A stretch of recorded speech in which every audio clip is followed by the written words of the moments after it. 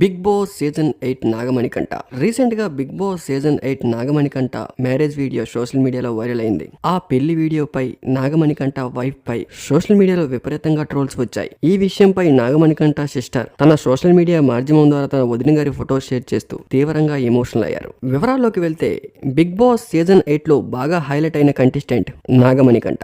Big Boss house లోకి అడుగు పెట్టగానే వెంటనే ఎలిమినేషన్ అంటే కొంచెం టెన్షన్ పడ్డాడు. తర్వాత అదంతా ప్రాంక్ అని తెలిసేసరికి కొంచెం సంతోషపడ్డాడు.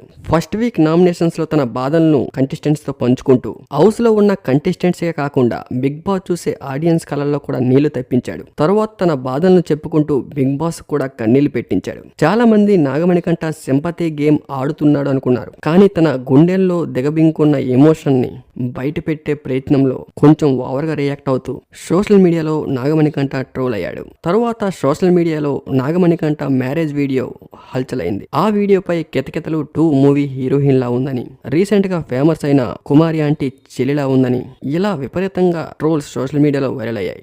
ఈ సోషల్ మీడియా ట్రోల్స్ పై తన సిస్టర్ కావ్య గారు రియాక్ట్ అవుతూ మనస్సు అనేది బాగుంటే మనిషికి అందం అనేది అవసరం లేదు, అందం అనేది మనసులో ఉంటుంది మనిషిలో కాదంటూ, మీరు ఇలా సరదాకి ట్రోల్ చేసిన వల్ల వాళ్ళు జీవితాంతం బాధపడతారు అంటూ, మా వదిన గారు మాకు నచ్చారు, అందరికీ నచ్చవలసిన అవసరం లేదంటూ ఘాటుగా రియాక్ట్ అవుతూ ఎమోషనల్ అయ్యారు.